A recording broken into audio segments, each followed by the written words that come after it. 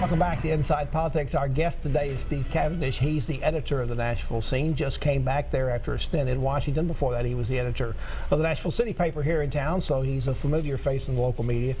Steve, you came back to the scene under some very tragic circumstances, the unexpected passing of former editor Jim Ridley.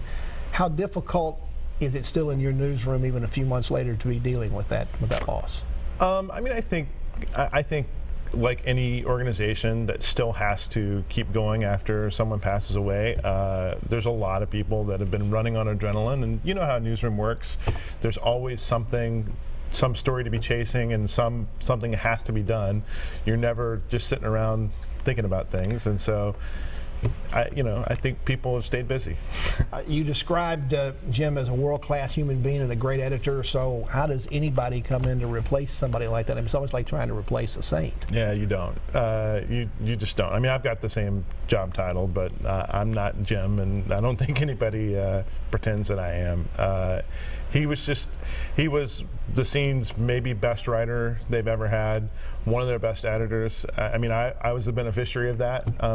When he would edit my stuff, it was always better than what I gave him, and I think anybody who's worked for him would tell you the same thing.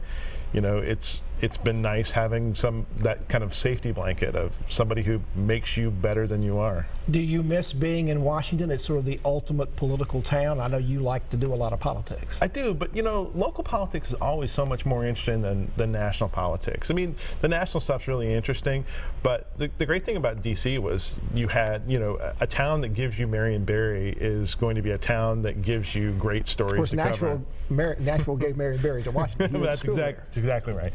But I mean, it was there were so many things to cover that had nothing to do with Capitol Hill. It was great, and I think that's the thing that people don't really know about DC is there's this great world that exists away from the federal bureaucracy and away from the kind of the presidential stuff that people live and work and have to have a lot of the same struggles that people here do. You described Jim Ridley's vision for the Scene as powerful storytelling, the best arts coverage in town, and taking a critical eye to everything Nashville.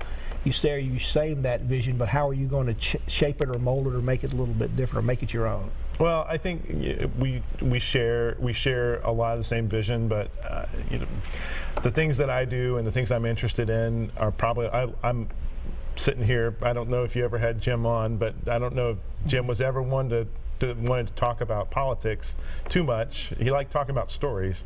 He liked talking about that last year during the mayor's race. One of the things that he and I talked a lot from when I was in D.C. and he loved the story of that mayor's race and kind of the contrast that it provided, and he was very interested in how it affected Nashville and how it affected people's lives, but he wasn't a political animal. Well, let's talk about stories in terms of taking that critical eye to Nashville. What do you, maybe some of your reporters, see as the key stories, the key trends, the key things you're going to be following here in Nashville? Let's just take it for the next 6 months or so that you think are the things you really want to be focusing on in your paper. Well, I think this General Assembly is going to be really interesting here once we get through the elections, and I think the makeup of the General Assembly is going to be pretty much the same. Republicans will probably have a supermajority. You have a little bit, but you're going to have some challenges to leadership probably. Beth Harwell's already got an opponent. There's going to have to be some stuff that shakes out after Ron Ramsey leaves over on the Senate side.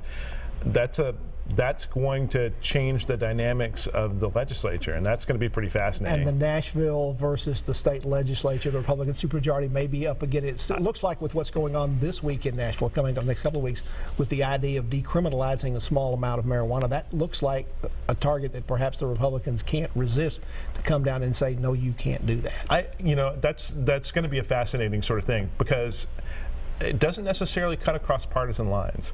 I think there's some people, the sort of the Liberty Caucus wing of the Republican Party, and there's a fair amount of those in the state legislature right now, that look at how we've criminalized marijuana and the effects that has on our jails and state prisons.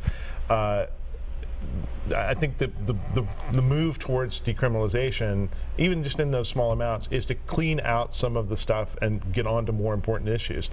And that's going to cut across some lines that I think you wouldn't necessarily think. I mean, even medical marijuana, you saw some people like Steve Dickerson here in town really took a different stance than the whole traditional say no to drugs kind of wing of the party.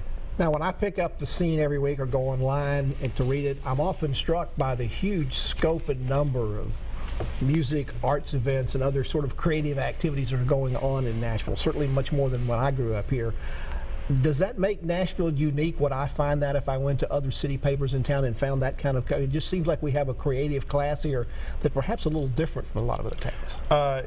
It certainly skews music heavy, and that's, you're going to see that in our coverage. It used to be the complaint was you couldn't find any live music being performed in Nashville. That is not a problem. That is not the case anymore. You can find great music, and you can find great music across a number of genres. The country music industry here is huge, but this is not necessarily a country town anymore. It is really a music town. It is a music town, and there are all sorts of people. I think half's a big number. There's a lot of studio musicians in town that made their bones in rock bands throughout the 80s and 90s, and have decided that they wanted a life that they could enjoy. They found Nashville really appealing, and so now they're playing sessions. Now they're playing on other people's albums around town or in live shows. Let's take a break. We're talking with Steve Cavendish. He's the new editor of the Nashville Scene. Of course, you can't have a conversation that even touches on politics these days without getting into the presidential race and, of course, Donald Trump. Back to get into that after this break. Stay with us.